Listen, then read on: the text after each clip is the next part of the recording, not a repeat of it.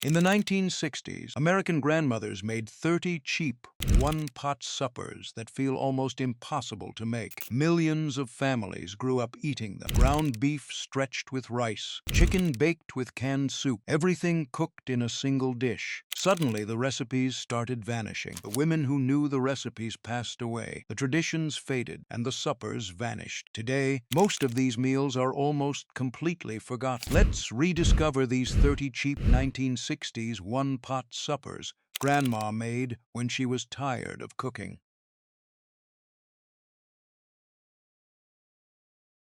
Weeknight kitchens in 1963 smelled of browned ground beef and sweet corn bubbling together in a single casserole dish.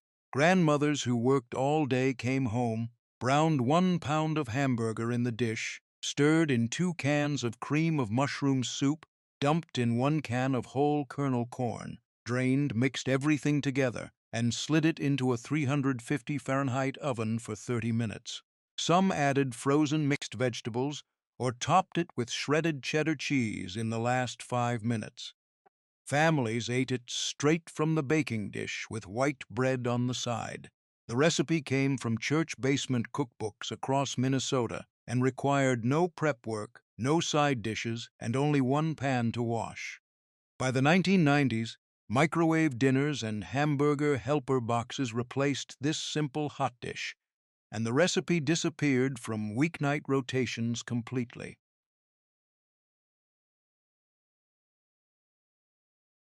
Tuesday nights in 1965 meant plain hottish on thousands of Midwestern tables.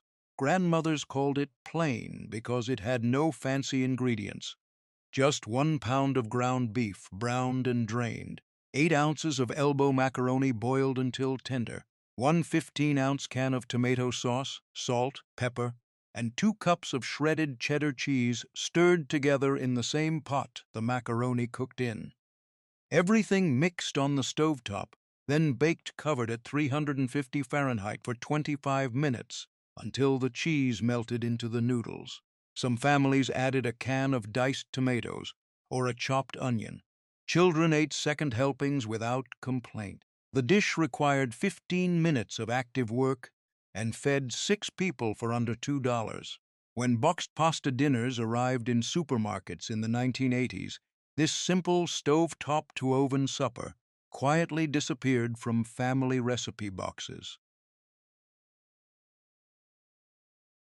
When grandmothers faced their busiest Wednesdays in 1966, they made Busy Day hottish. The name came from how fast it went together. 1 pound of ground beef, browned in a skillet, seasoned with salt and pepper, then layered in a greased casserole dish with 2 cups of frozen curly fries, straight from the bag, 1 can of whole kernel corn, drained, 1 chopped green bell pepper, and 6 slices of Swiss cheese torn into pieces. Everything went into the dish raw except the beef, then got topped with 1 cup of heavy cream poured over the top. Baked uncovered at 375 Fahrenheit for 45 minutes until the fries turned golden and the cheese melted. Families loved how the crispy fries stayed crunchy on top while soaking up the beef and cream underneath. Fast food drive-thrus replaced this quick assembly meal by the late 1980s. Before we move on, many of you have been asking where to find these recipes. We've gathered hundreds of them from the Depression era through the 1970s in our cookbook, Grandma's Kitchen. Complete instructions, pro tips in 10 chapters. Link is in the description below. Now, let's get back to the video. Saturday nights in 1964 brought calico beans to church potluck tables and weeknight suppers across America. Grandmothers browned 1 pound of ground beef with half a pound of bacon, halal beef bacon, drained the fat, then stirred in 3 different kinds of canned beans. 1 can each of kidney beans, pinto beans, and butter beans, all drained. They added half a cup of brown sugar, half a cup of ketchup, 2 tablespoons of vinegar, 1 teaspoon of dry mustard, and a chopped onion, mixed everything in the skillet, poured it into a baking dish, and baked it uncovered at 350 Fahrenheit for 1 hour until thick and bubbling. The sweet, tangy sauce turned the beans into something children actually asked for. Families brought the dish to every covered dish supper. Canned baked beans in the microwave replaced this from scratch version by the 1990s. Cold Thursday nights in 1962 across North Dakota and northern Minnesota meant Knofle on the table. Grandmothers made tiny German dumplings by mixing 2 cups of flour, 1 egg, half a cup of milk, and a pinch of salt into a stiff dough, then pinching off pea-sized pieces and dropping them directly into a pot with 2 cups of diced cooked chicken, 4 cups of chicken broth, 2 diced potatoes, 1 diced onion, and 2 sliced carrots. Everything simmered together in one pot for 30 minutes until the dumplings floated and the potatoes softened. Some added a cup of heavy cream at the end. The dumplings soaked up the broth and turned pillowy soft. Families ate it with saltine crackers. This labor-intensive German dumpling dish faded when frozen chicken pot pies arrived in grocery freezers in the 1980s. 5 one-pot suppers disappeared as grandmothers stopped making dumplings from scratch, and daughters reached for frozen dinners instead. The recipes lived only in memory. No photographs, no written instructions, just the smell of ground beef and canned soup fading from weeknight kitchens. Friday nights in 1968 brought taco hot dish to tables across the Midwest as Mexican food became fashionable. Grandmothers browned 1 pound of ground beef, stirred in 1 packet of store-bought taco seasoning and half a cup of water, then layered the meat in a casserole dish with 2 cups of cooked white rice, 1 can of diced tomatoes, drained, 1 cup of salsa, usually paste picante mild, 1 cup of shredded cheddar cheese, and 1 chopped onion. Everything baked covered at 350 Fahrenheit for 30 minutes. 5 minutes before serving, they uncovered the dish, crushed a handful of Fritos or tortilla chips over the top, and baked until the chips turned golden. Families added shredded lettuce and sour cream at the table. This Americanized Mexican supper faded when actual Tex-Mex restaurants opened in suburbs during the 1990s. Monday nights in 1961 smelled of paprika and tomato simmering in a single pot on the stovetop. Grandmothers browned 1 pound of ground beef with 1 chopped onion, drained the fat, then added 1 15-ounce can of tomato sauce, 1 can of diced tomatoes, undrained, 2 cups of beef broth, 2 teaspoons of paprika, 1 teaspoon of garlic powder, salt, and pepper. They stirred in 2 cups of dry elbow macaroni, brought everything to a boil, then reduced the heat and simmered covered for 15 minutes until the noodles absorbed the sauce and turned tender. Some added a bay leaf or a spoonful of sugar. Families ate it straight from the pot with white bread. This Depression-era one-pot meal required no oven and only 1 dish to wash. Instant pasta meals in pouches replaced it by the 1990s.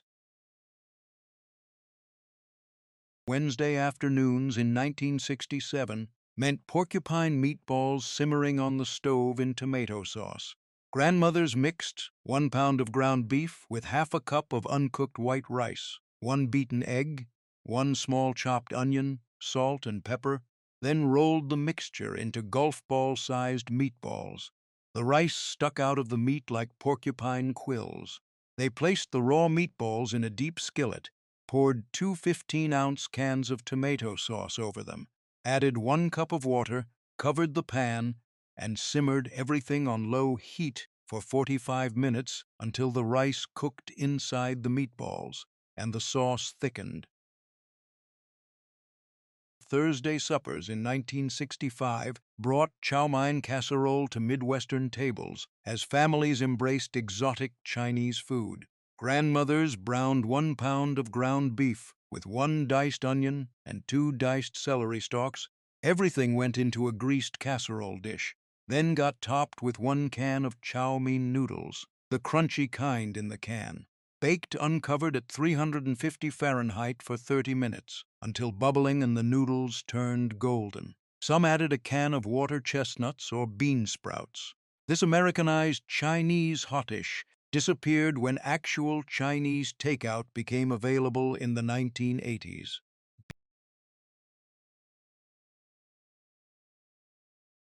Summer evenings in 1969 meant beef eggplant skillet when gardens overflowed with vegetables.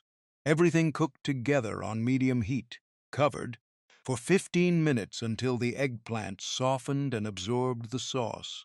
They topped it with 1 cup of shredded sharp cheddar cheese, covered the skillet again for 5 minutes until the cheese melted, then served it straight from the pan. Families ate it with Italian bread. This vegetable-heavy skillet supper vanished when eggplant fell out of favor in the 1980s. 10 one-pot suppers vanished when grandmothers stopped cooking from scratch.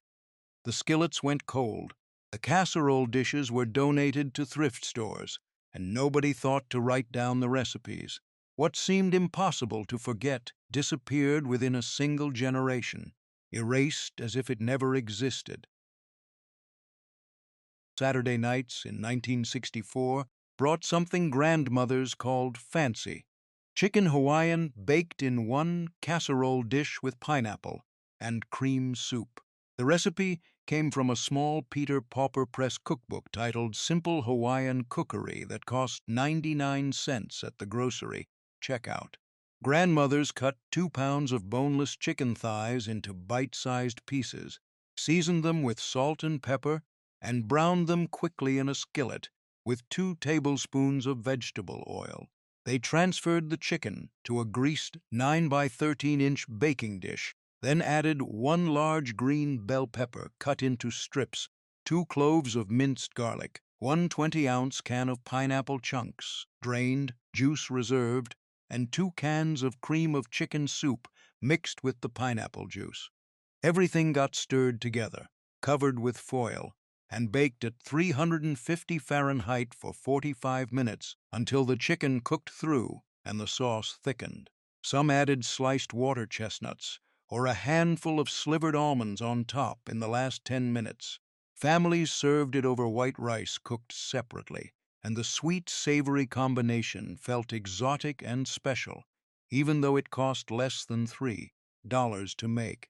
This Hawaiian casserole appeared at potlucks and church suppers throughout the late 1960s, but by the 1980s, canned cream soup fell out of fashion, and the recipe disappeared from kitchen counters completely.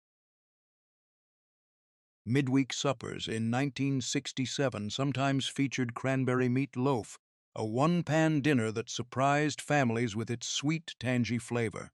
The recipe appeared in a small, spiral-bound cookbook called Ground Beef, cookbook distributed free at supermarkets. Grandmothers mixed 1 pound of ground beef with 1 cup of cooked white rice, left over from the night. Before, half a cup of tomato juice, 1 beaten egg, 1/4 cup of chopped onion, and 1½ teaspoons of salt in a bowl, then shaped the mixture into a loaf and placed it in a baking dish. Instead of ketchup or barbecue sauce, they mixed 1 16-ounce can of whole cranberry sauce, the kind that held its shape when you slid it from the can, with 1/3 cup of brown, sugar and 1 tablespoon of lemon juice, then poured the entire mixture over the raw meatloaf. Everything baked uncovered at 350 Fahrenheit for 1 hour, with the cranberry sauce bubbling and caramelizing around the edges while the loaf cooked through. The rice inside the meat kept it moist and stretched the beef to feed 6 people. Some families served it with mashed potatoes and green beans. The combination of savory beef and sweet cranberry felt like Thanksgiving dinner any night of the week. When pre-seasoned frozen meatloaves appeared in supermarkets in the 1980s, this scratch-made cranberry version quietly disappeared from weeknight rotations. Sunday evenings after church in 1966 meant church supper hottish on tables across small-town America. The recipe appeared in mimeographed church cookbooks, with names like Grace Lutheran Ladies' Aid and First Methodist Fellowship favorites, usually submitted by someone's grandmother, with a note that read "Serves 810." Grandmother's browned 1 pound of ground beef with one small chopped onion in a skillet, drained the fat, then added 8 ounces of elbow macaroni that had been boiled and drained, one 10.5 ounce can of cream of mushroom soup, 1 can of cream of chicken soup, both undiluted, 1 cup of whole milk, 2 cups of shredded cheddar cheese, and salt and pepper to taste. Everything got stirred together in the skillet, transferred to a buttered casserole dish, topped with another cup of shredded cheese and a handful of crushed Ritz crackers, mixed with 2 tablespoons of melted butter, then baked uncovered at 350 Fahrenheit for 30 minutes until golden and bubbling. The dish was easy to double or triple for potlucks, reheated well the next day, and required no side dishes, just white bread and butter. Families brought it to funeral lunches, church basement suppers, and covered dish gatherings throughout the 1960s and 70s. By the 1990s, as church attendance declined and potluck culture faded, this ubiquitous hot dish disappeared from recipe boxes and was largely forgotten, except in rural Midwestern communities, where a few grandmothers still made it from memory. Tuesday nights in 1968 sometimes brought a dish grandmothers laughingly called ugly chicken casserole, because it looked plain and brown but tasted better than it appeared. Grandmothers cut 2 pounds of boneless chicken breasts or thighs into bite-sized pieces and placed them in the bottom of a greased 9 by 13-inch baking dish.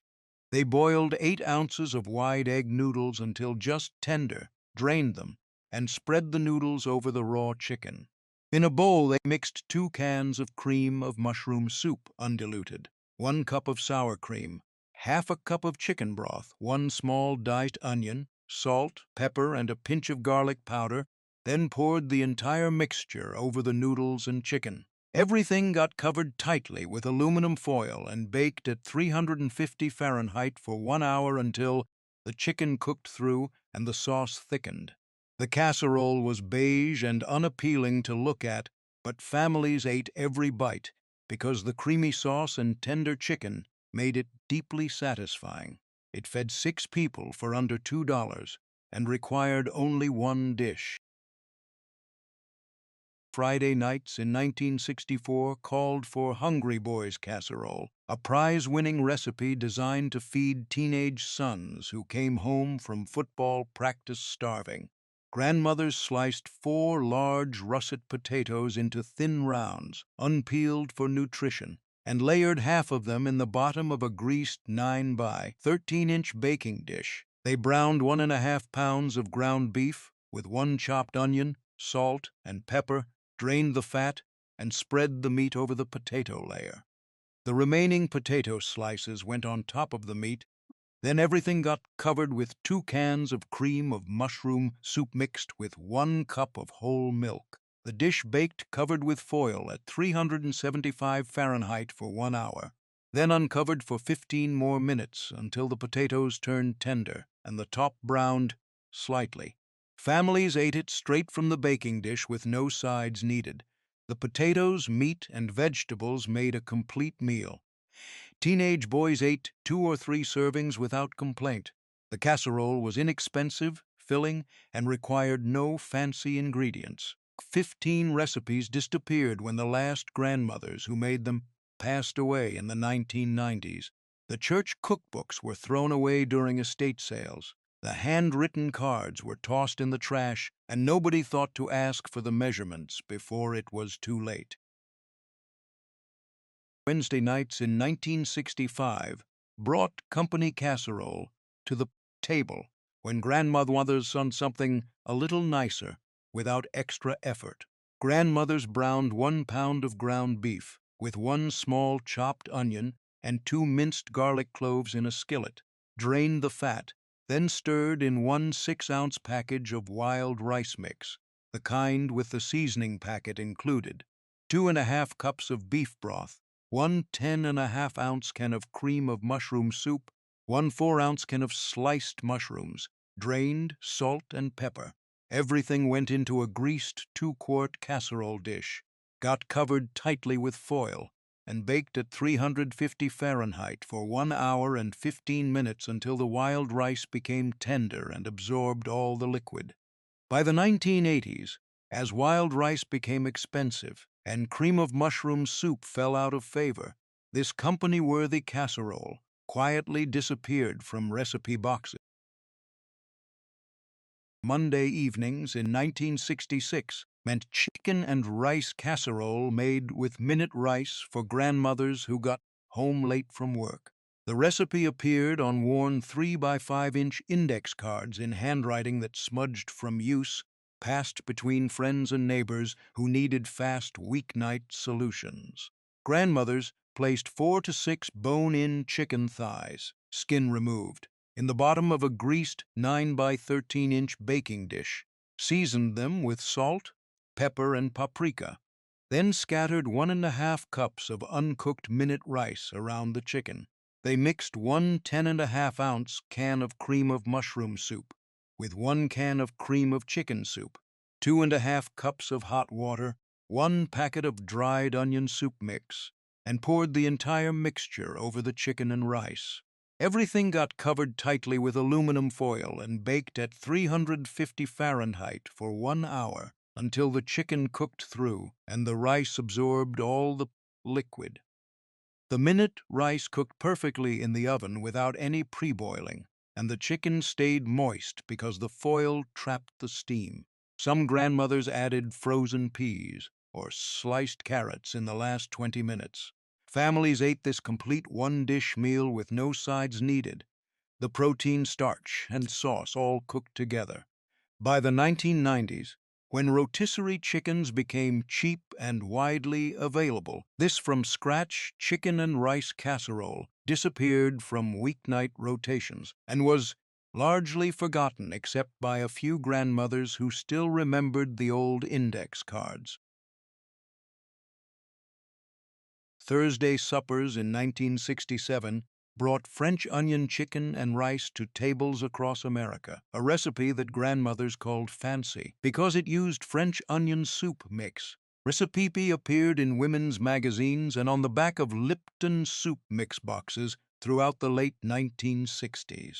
Grandmothers placed 4 to 6 boneless chicken breasts, or 8 thighs, in the bottom of a greased 9 by 13-inch baking dish, then scattered 1.5 cups of uncooked long-grain white rice around the chicken. They mixed 1 10.5-ounce can of cream of mushroom soup with 1 packet of French onion soup mix, 2.5 cups of hot water, and 1 4-ounce can of sliced mushrooms, undrained, stirred everything together, and poured it over the chicken and rice. The dish got covered tightly with aluminum foil and baked at 350 Fahrenheit for 1 hour and 15 minutes until the chicken cooked through and the rice absorbed all the liquid and turned tender. The French onion soup mix gave the rice a deep, savory flavor that tasted like it took hours to make, and the mushroom soup kept everything creamy. Some grandmothers added frozen peas in the last 20 minutes or topped it with French fried onions from a can. Families ate this complete meal with no sides needed. By the 1980s, when concerns about sodium and MSG grew, packets of dried soup mix fell out of favor, and this simple one-pan supper quietly disappeared from weekly rotation. Cold Tuesday nights in 1963 brought cabbage and sausage to stovetops across working-class kitchens. Grandmothers made this one-skillet supper when the paycheck ran thin and the pantry held only basics. They sliced 1 pound of beef sausage, halal, into half-inch rounds and browned them in a large cast-iron skillet over medium-high heat until the edges crisped and the fat rendered out.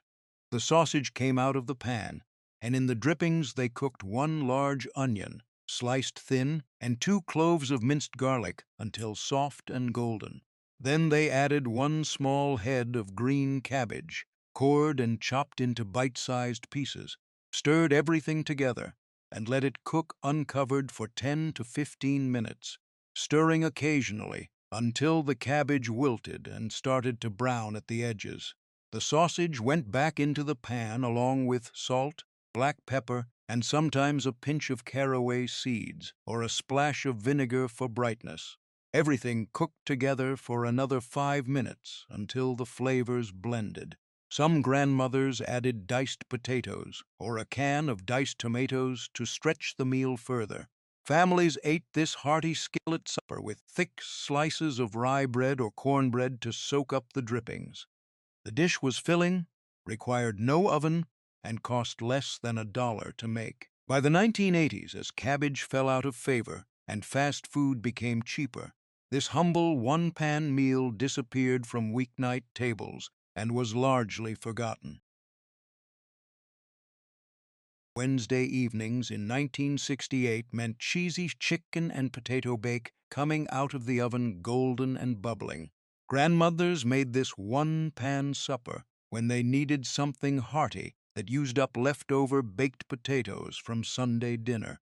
They sliced 4 medium russet potatoes into quarter-inch rounds. Leftover baked potatoes worked even better because they held their shape, and layered them in the bottom of a greased 9 by 13-inch baking dish. 4 to 6 boneless chicken breasts, pounded thin and seasoned with salt, pepper, and garlic powder, went on top of the potatoes.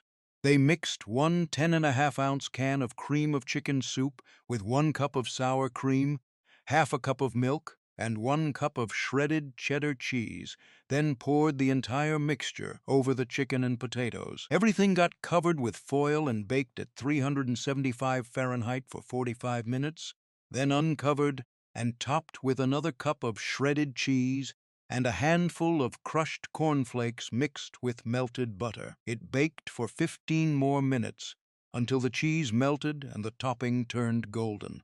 Some grandmothers added frozen broccoli between the potato and chicken layers. 20 suppers gone. The skillets were sold at garage sales for $1. The casserole dishes cracked and thrown away, and the index cards yellowed and illegible. Nobody saved them, because nobody thought these everyday meals were worth remembering until it was too late. Friday nights in 1969 brought apricot chicken to tables across suburban America, a recipe grandmothers called fancy because it used apricot preserves and made the kitchen smell like something special was happening. The dish appeared in women's magazines like Good Housekeeping and Family Circle throughout the late 1960s, promoted as an easy way to make chicken taste gourmet without any culinary training. Grandmothers who worked full-time outside the home loved this recipe because it required less than 10 minutes of hands-on preparation and only one baking dish to wash at the end of the night. The method was simple. Grandmothers arranged 6 to 8 bone-in chicken pieces, a mix of thighs, drumsticks, and breasts, in a single layer in a greased 9 by 13-inch baking dish, skin side up, and seasoned them generously with salt and black pepper. In a small bowl, they mixed 1 12-ounce jar of apricot preserves, the kind with visible chunks of fruit. Some grandmothers added a tablespoon of ketchup or a splash of vinegar to balance the sweetness. The entire mixture got poured over the chicken pieces, making sure each piece was coated. Then the dish went into a 350 Fahrenheit oven, uncovered for 1 hour and 15 minutes. As it baked, the preserves caramelized on the chicken skin, turning deep amber and sticky. By the 1980s, as food trends shifted toward light cooking and low sugar diets, apricot preserves and dried soup mixes fell out of favor. The recipe exists only in faded magazine clippings tucked inside a few old cookbooks. Saturday evenings in 1970 meant chicken hash brown casserole baking in ovens across America, a recipe that combined 2 convenience foods, frozen hash browns and canned cream soup, into one filling supper. The dish appeared in community cookbooks, on the backs of frozen potato bags, and in mimeographed church recipe collections throughout the early 1970s. Grandmothers loved it because it used rotisserie chicken from the grocery store, a new convenience product in the late 1960s, or leftover chicken from Sunday dinner, required no fresh vegetables, and baked in one dish with no stovetop work required. The assembly was fast. Grandmothers thawed one 32-ounce bag of frozen hash browns, the shredded kind, not cubes, by leaving it on the counter for an hour, then mixed the potatoes in a large bowl with 3 cups of diced cooked chicken, one 10.5-ounce can of cream of chicken soup, undiluted, 1 cup of sour cream, 1 cup of shredded cheddar cheese, half a cup of melted butter, 1 small diced onion, and salt and pepper to taste. Baked in one dish with no stovetop work required. The assembly was fast. Grandmothers thawed one 32-ounce bag of frozen hash browns, the shredded kind, not cubes, by leaving it on the counter for an hour, then mixed the potatoes in a large bowl with 3 cups of diced cooked chicken, one 10.5-ounce can of cream of chicken soup, undiluted, 1 cup of sour cream, 1 cup of shredded cheddar cheese, half a cup of melted butter, 1 small diced onion, and salt and pepper to taste. Everything got stirred together until combined. It looked pale and unappealing at this stage. Then spread into a greased 9 by 13-inch baking dish. The topping made the dish special. 2 cups of crushed cornflakes or Ritz crackers, mixed with 1/4 cup of melted butter, spread evenly over the top to create a golden, crunchy crust.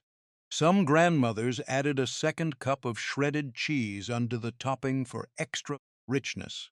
The casserole baked uncovered at 350 Fahrenheit for 45 to 50 minutes until the edges bubbled, the center set firm, and the topping turned deep golden brown. The smell of buttery crackers and melting cheese filled the house. Families cut it into squares like lasagna and served it with no sides needed. The potatoes, chicken, and creamy sauce made a complete meal. Teenage boys ate 2 or 3 servings, and leftovers reheated beautifully the next day. The dish was heavy, filling, and tasted like comfort in casserole form. It appeared at every potluck, funeral lunch, and covered dish supper throughout the 1970s, and grandmothers made double batches because it always disappeared first. By the 1990s, as low-fat and low-carb diets became popular, this butter and sour cream-heavy casserole fell out of favor. Women's magazines called it unhealthy and outdated, and younger cooks dismissed it as church lady food. Frozen hash browns started coming in pre-seasoned varieties designed for breakfast skillets, not casseroles, and rotisserie chickens became so cheap that fewer people bothered making casseroles at all. This golden-topped, creamy chicken and potato bake quietly disappeared from weeknight tables and church potlucks, and today it exists only in the memories of people who grew up eating it in the 1970s and early 1980s. Thursday nights in 1966 brought hamburger potato casserole to working-class tables across America, a recipe that stretched 1 pound of ground beef into a meal for 6 by layering it with sliced potatoes and cream soup. The dish appeared in church cookbooks, on the backs of Campbell's soup cans, and in handwritten recipe boxes throughout the 1960s. Grandmothers who worked outside the home during the day relied on this casserole because it required minimal prep, just slicing potatoes, and baked unattended in the oven while they set the table, helped children with homework, and caught their breath after a long day. The method was straightforward. Grandmothers peeled and sliced 4 large russet potatoes into 1/4-inch rounds, creating even slices so everything cooked at the same rate. Half the potato slices went into the bottom of a greased 9 by 13-inch baking dish, forming a single overlapping layer. Meanwhile, they browned 1 pound of ground beef with 1 small chopped onion in a skillet, seasoned it with salt, black pepper, and garlic powder, and drained the fat. The browned meat got spread evenly over the first layer of potatoes.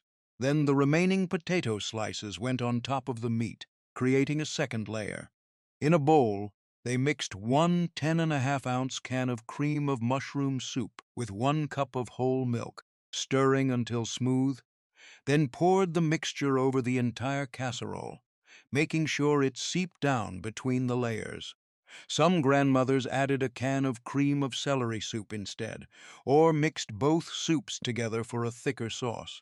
The dish got covered tightly with aluminum foil and baked at 350 Fahrenheit for 1 hour, then uncovered and baked for 15 more minutes until the top potatoes turned golden and fork tender. The key was covering it for most of the baking time. The steam trapped under the foil cooked the raw potatoes through without drying out the meat. Some grandmothers topped it with shredded cheddar cheese in the last 10 minutes, and a few added a layer of sliced carrots or green beans between the meat and top potatoes to make it more nutritious. The finished casserole was beige and plain-looking but deeply satisfying, creamy, savory, and filling.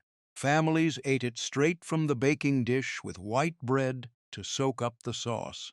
This casserole was a weeknight staple throughout the 1960s and 70s because it fed a family for under $2 and required only pantry staples. By the 1980s, as microwave ovens became common and frozen dinners improved in quality, fewer women spent an hour baking a casserole when they could heat a Stauffer's lasagna in 12 minutes. This humble hamburger and potato bake quietly disappeared from weekly rotations, and today most people under 50 have never eaten it. The recipe exists only in faded church cookbooks and worn index cards forgotten in kitchen drawers.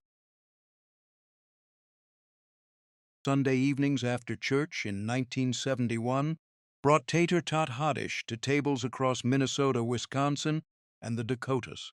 The basic method started with browning 1.5 pounds of ground beef with 1 small chopped onion in a skillet, draining the fat, and seasoning the meat with salt and black pepper. The beef went into the bottom of a greased 9 by 13-inch baking dish, then got topped with 1 15-ounce can of green beans drained, or 1 10-ounce bag of frozen mixed vegetables. Some grandmothers used corn instead, and a few purists insisted no vegetables belonged in the dish at all. Next came the binder, 1 10.5-ounce can of cream of mushroom soup mixed with half a cup of whole milk, poured over the meat and vegetables to create a creamy sauce. Finally, 1 32-ounce bag of frozen tater tots got arranged in neat rows on top, completely covering the casserole like a golden blanket. The key was placing the tots side by side without gaps. This ensured even browning and a crispy top. The casserole baked uncovered at 375 Fahrenheit for 45 to 50 minutes until the tots turned golden brown and crispy. The edges bubbled, and the center was hot all the way through. Some grandmothers topped it with shredded cheddar cheese in the last 10 minutes, letting it melt over the tots, though traditional cooks considered this sacrilege. The finished dish was simple, beige, and unapologetically Midwestern. No herbs, no spices, no pretension. Families ate it straight from the baking dish with no sides needed, and children loved it because it tasted like French fries and hamburger combined. By the 1990s, as younger generations moved to cities and adopted more sophisticated tastes, tater tot hottish became a punchline, the symbol of bland, boring, middle American food. Food writers mocked it, and urban transplants refused to make it. Grew up eating it, no other casserole will ever taste like home. Summer evenings in 1965 brought foil packet dinners to backyard grills and campfires across America, a cooking method grandmothers called hobo dinners. Grandmothers tore off 12 by 18-inch sheets of heavy-duty aluminum foil. In the center of each sheet, they placed 1 6-ounce boneless chicken breast, or a hamburger patty or cubed stew beef, seasoned with salt, pepper, and garlic powder. Around the meat they arranged sliced vegetables, usually one medium potato cut into thin rounds, half a sliced onion, one sliced carrot, and a handful of green beans or frozen mixed vegetables. Some grandmothers added sliced mushrooms, bell peppers, or a few cherry tomatoes depending on what the garden offered. A pat of butter, about 1 tablespoon, went on top of the vegetables, and some cooks added a splash of Worcestershire sauce or a sprinkle of dried herbs. The folding technique was critical. Grandmothers brought the long edges of the foil together and folded them down twice to create a tight seal, then crimped the short ends closed, making sure no steam could escape. The packets looked like puffy silver pillows, not directly over flames, and children loved the individual portion aspect. Some grandmothers made dessert packets too, sliced apples with cinnamon and sugar wrapped in foil, and cooked alongside the dinner packets. The method was perfect for camping trips, backyard cookouts, and nights when Grandma was too tired to wash dishes. By the 1990s, as grilling became more elaborate with cedar planks and specialty marinades, the simple foil packet dinner fell out of favor and was dismissed as camping food. Today it exists only in the memories of people who grew up eating it in the 1960s and 70s. 25 suppers erased. The recipes weren't fancy enough to save. The methods too simple to write down. Grandmothers assumed their daughters would ask, but the daughters assumed the recipes would always be there. By the time anyone thought to ask, it was too late. Saturday nights in 1968 brought pineapple ham casserole to tables across America, a sweet, savory dish that grandmothers made after Easter or Christmas when leftover ham sat in the refrigerator waiting to be used up. The recipe appeared in women's magazines like Better Homes and Gardens, and in community cookbooks throughout the late 1960s, promoted as a way to turn holiday leftovers into a completely new meal. For halal households, grandmothers substituted the ham with cubed beef roast or turkey, and the dish worked just as well. The method started with cooking 1½ cups of long-grain white rice, according to package directions, then spreading the cooked rice in the bottom of a greased 9 by 13-inch baking dish. 3 cups of diced cooked ham, or halal beef substitute, cut into half-inch cubes, got scattered evenly over the rice. 1 20-ounce can of pineapple chunks, drained, juice reserved, went on top of the ham, and some grandmothers added diced green bell pepper or sliced water chestnuts for crunch. In a saucepan, they made a quick sauce by melting 4 tablespoons of butter, stirring in 4 tablespoons of flour to make a roux, then slowly whisking in 1½ cups of whole milk and ½ a cup of the reserved pineapple juice until the sauce thickened and turned smooth. They seasoned it with salt, white pepper, a pinch of dry mustard, and sometimes a dash of Worcestershire sauce for depth. The sauce got poured over the entire casserole, making sure it seeped down into the rice and around the ham and pineapple. 2 cups of shredded sharp cheddar cheese went on top, and some grandmothers added a layer of buttered breadcrumbs or crushed cornflakes mixed with melted butter for a crunchy topping. The dish baked uncovered at 350 Fahrenheit for 35 to 40 minutes until the cheese melted, the sauce bubbled at the edges, and the topping turned golden brown. Combination of sweet pineapple, salty ham, creamy cheese sauce, and fluffy rice tasted tropical and rich, and families who normally tired of leftover ham ate this version eagerly. It was fancy enough to serve to guests, but practical enough to make on a weeknight, and it used up ingredients that would otherwise go to waste. The casserole was especially popular in Hawaii and coastal California, where pineapple was cheap and widely available, but it appeared in church cookbooks nationwide throughout the 1960s and early 70s. By the 1980s, as convenience foods improved, and fewer families bought whole hams that created leftovers, this pineapple ham casserole quietly disappeared.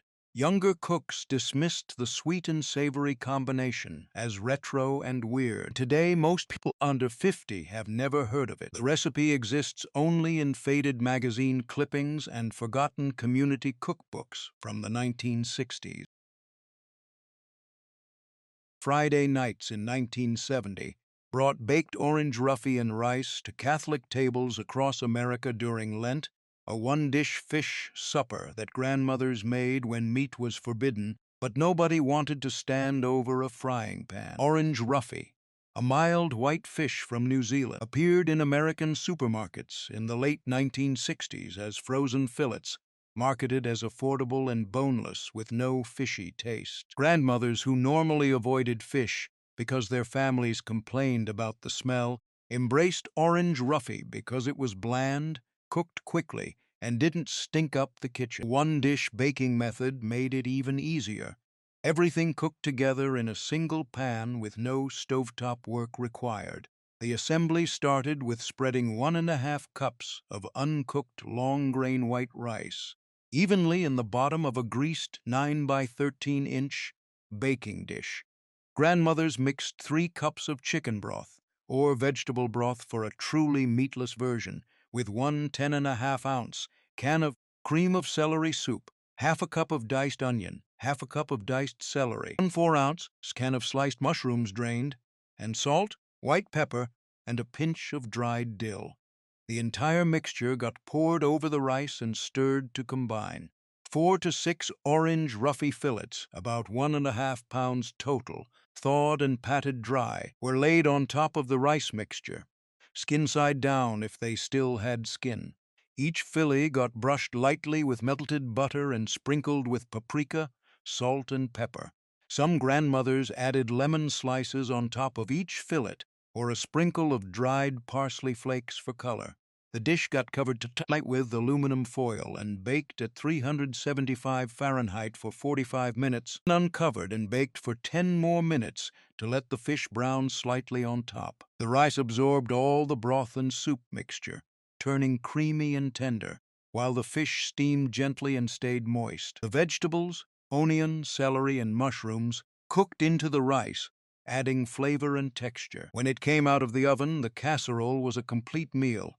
Protein, starch, and vegetables all in one dish, with no sides needed except maybe a dinner roll. Families who normally refused fish ate this version without complaint, because the orange roughy was so mild it barely tasted like fish at all, and the creamy rice absorbed any lingering seafood flavor. The dish was inexpensive. Frozen orange roughy cost less than fresh cod, and perfect for busy Fridays during Lent. By the 1990s, overfishing caused orange roughy to nearly disappear from markets, and environmental groups discouraged buying it. Younger cooks switched to tilapia or salmon, and this simple baked fish and rice casserole vanished from weeknight tables. Today, most people under 50 have never even heard of orange roughy, much less this forgotten one-dish supper. Cheese Tuesday nights in 1965 meant skillet macaroni and cheese simmering on the stovetop in a single cast-iron pan, a recipe that grandmothers made when the pantry was nearly empty and payday was still 3 days away. This wasn't the baked casserole version with breadcrumb topping that appeared at holidays. This was survival food, cooked start to finish in one skillet with no oven required, ready in 20 minutes, made from ingredients that cost less than $1 total.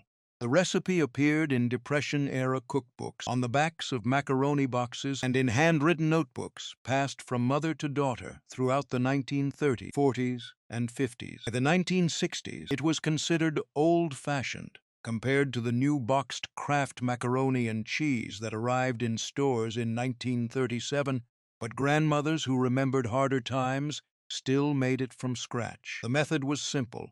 Grandmothers brought 4 cups of water and 1 teaspoon of salt to a boil in a large cast-iron skillet or deep frying pan, added 2 cups of dry elbow macaroni, and cooked it uncovered over medium-high heat, stirring occasionally until the noodles were tender, and most of the water had been absorbed, about 8 to 10 minutes. They didn't drain the pasta.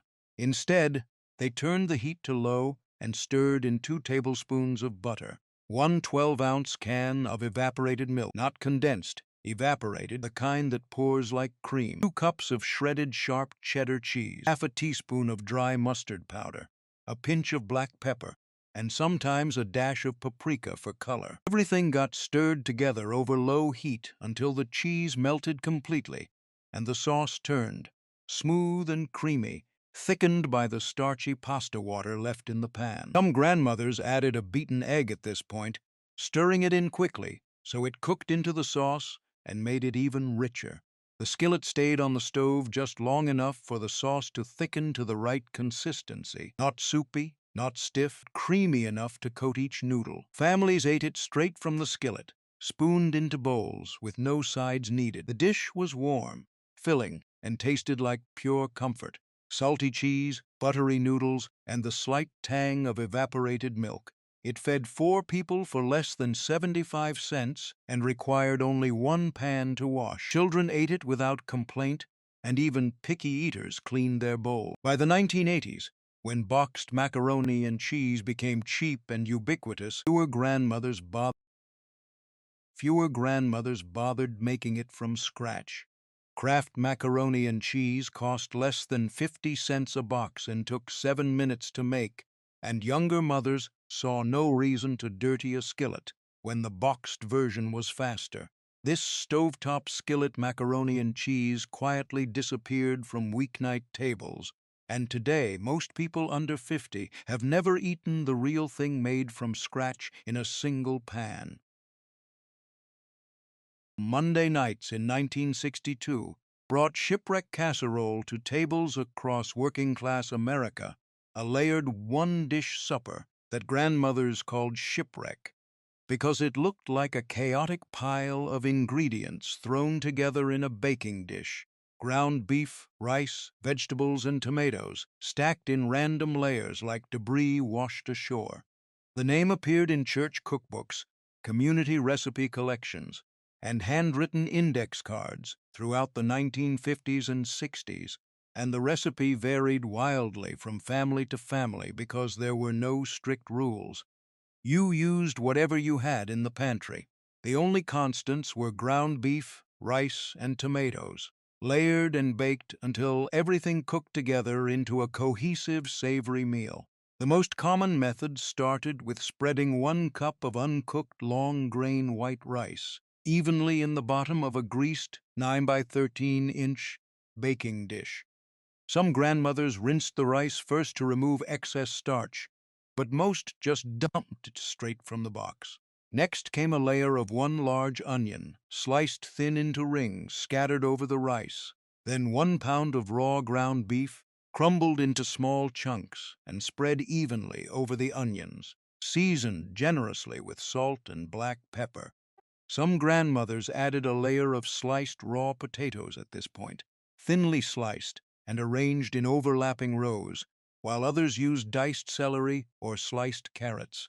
The next layer was 1 15-ounce can of kidney beans, drained and rinsed, or 1 can of whole, kernel corn, drained, though some families skipped this layer entirely. Finally, 1 28-ounce can of crushed tomatoes or tomato sauce got poured over the entire casserole, making sure the liquid seeped down into all the layers. Some grandmothers added 2 cups of beef broth or water to ensure the rice cooked properly, and a few seasoned the top with garlic powder, dried oregano, or a bay leaf. The dish got covered tightly with aluminum foil and baked at 350 Fahrenheit for 1 hour and 15 minutes, then uncovered and baked for 15 more minutes to let the top brown slightly and any excess liquid evaporate. The rice absorbed all the tomato juice and beef drippings, turning tender and flavorful, while the beef cooked through and the vegetables softened. When it came out of the oven, the casserole was messy and unappealing to look at, hence the shipwreck name, but deeply satisfying to eat. Families spooned it into bowls and ate it with white bread or cornbread to soak up the tomato sauce. The dish was a weeknight staple throughout the 1960s because it fed 6 people for under $2, required no stovetop cooking, and used up whatever canned goods and vegetables were on hand. By the 1980s, as one-pot meals fell out of favor and families embraced faster convenience foods, shipwreck casserole quietly disappeared from weekly rotations. Today, the recipe exists only in faded church cookbooks and forgotten recipe boxes, and most people under 50 have never heard of it. Wednesday nights in 1970 brought Johnny Marzetti to tables across Ohio and the Midwest, a baked pasta casserole that originated in a Columbus, Ohio restaurant in the 1920s and became a church supper staple by the 1960s. The dish was named after the brother of Teresa Marzetti, who ran Marzetti's restaurant on South High Street in downtown Columbus from 1896 until the 1940s. Teresa created the casserole as a way to use up leftover spaghetti, ground beef, and tomato sauce, and it became so popular that customers demanded the recipe. By the 1960s, Johnny Marzetti appeared in church cookbooks, community fundraiser collections, and school cafeteria menus across Ohio, spreading to Indiana, Michigan, and Illinois as families moved and carried the recipe with them. Teresa created the casserole as a way to use up leftover spaghetti, ground beef, and tomato sauce, and it became so popular that customers demanded the recipe. By the 1960s, Johnny Marzetti appeared in church cookbooks, community fundraiser collections, and school cafeteria menus across Ohio, spreading to Indiana, Michigan, and Illinois as families moved and carried the recipe with them. The method was straightforward. Grandmothers browned 1.5 pounds of ground beef with 1 large chopped onion and 2 minced garlic cloves in a large skillet, drained the fat, then stirred in 1 28-ounce can of crushed tomatoes, 1 15-ounce can of tomato sauce, 1 4-ounce can of sliced mushrooms, drained, 1 chopped green bell pepper, 1 teaspoon of dried oregano, 1 teaspoon of dried basil, and salt and black pepper to taste. The sauce simmered on low heat for 15 minutes to let the flavors blend, while they boiled 1 pound of wide egg noodles or elbow macaroni in salted water until just tender, then drained the noodles and stirred them into the meat sauce.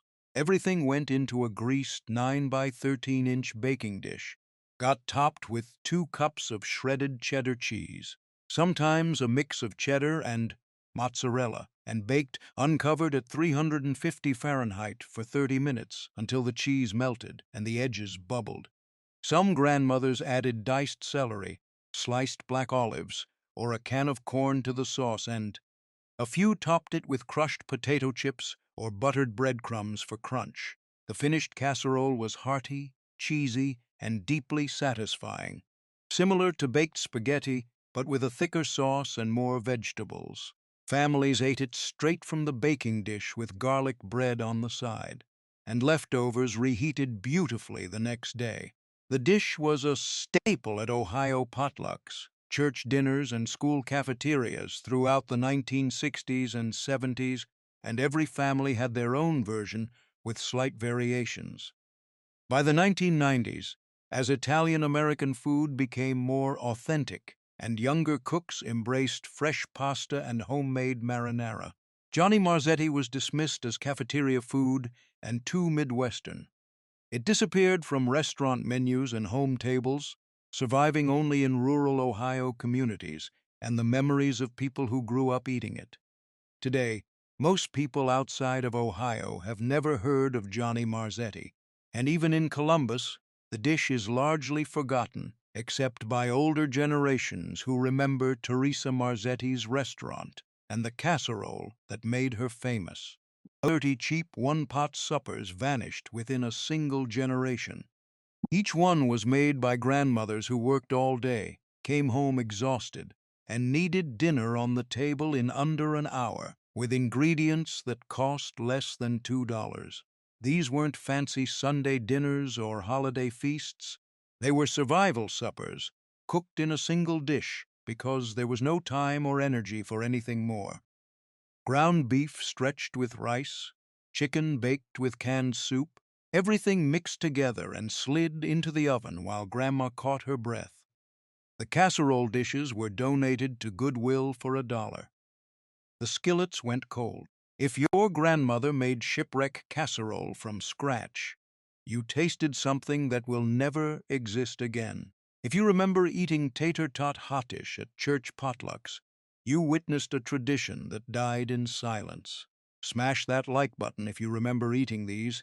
Drop a comment below, telling us which one-pot supper your grandma made best, and share this with anyone who grew up in the 1960s, before these recipes disappear completely from living memory.